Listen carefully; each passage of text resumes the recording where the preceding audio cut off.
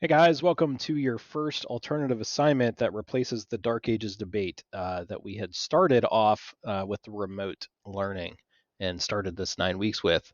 So, what you're going to be doing with this gives us different perspectives. Obviously, that's the title of it, using different primary and secondary sources. So, this one looks at the fall of the Roman Empire. Since the 5th century, historians and others have argued over the empire's fall. They have attributed it to a variety of causes, coming both from within and outside the empire. The following excerpts are examples of the differing opinions. So, if we look at the questions first, down here, number one wants us to compare the reasons for the fall of the Roman Empire or Rome, given in sources A and sources B. So, how might they be considered similar? All right, so let's go ahead and compare the reasons for the fall of the Roman Empire according to A and B. So let's listen to these two uh, sources first.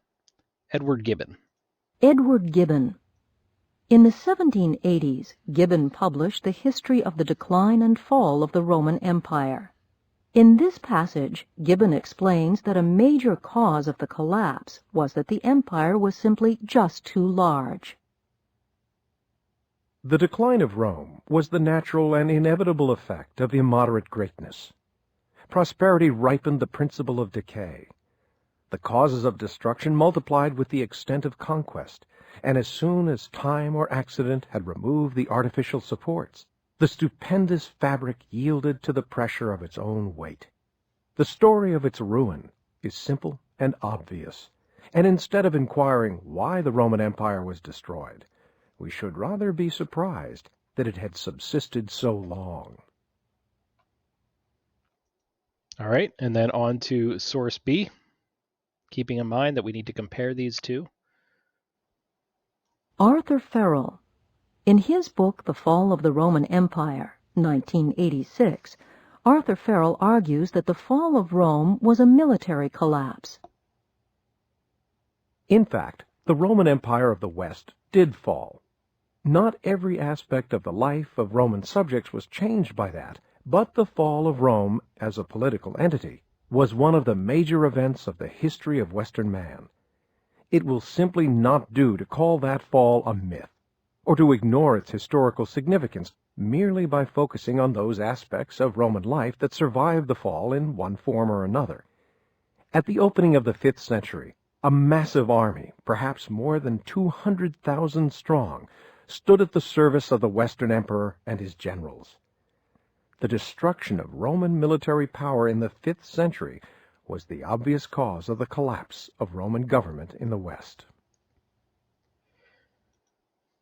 All right, so let's go ahead and you can pause that here if you need to and write that down.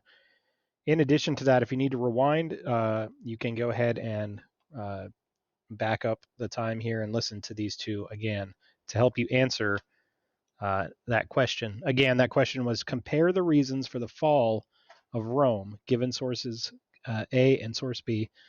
How might they be considered similar?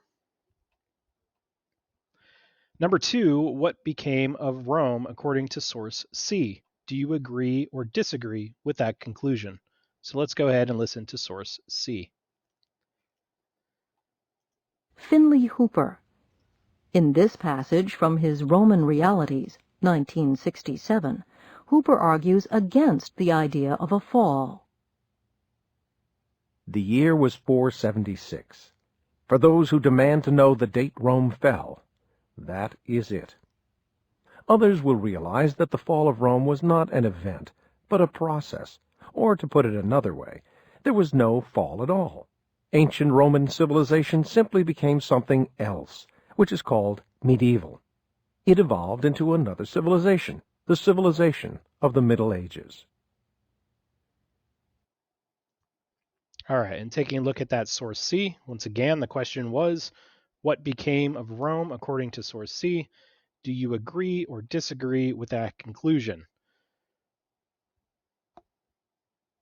And then finally, number three talks about source D. Source D is different from the other sources. How? So let's go ahead and listen to St. Jerome. St. Jerome. This early church leader did not live to see the empire's end, but he vividly describes his feelings after a major event in Rome's decline, the attack and plunder of the city by Visigoths in 410. It is the end of the world. Words fail me. My sobs break in. The city which took captive the whole world has itself been captured. All right, and that was St. Jerome. Again, the question was source D is different from the other sources. How? All right, so that's your assignment, answering these questions. As soon as you're done with that, go ahead and turn it in on Google Classroom. And this will take place of the first assignment, the Dark Ages debate. So if you did not get that Dark Ages debate completed, you can do this assignment as an alternative to that.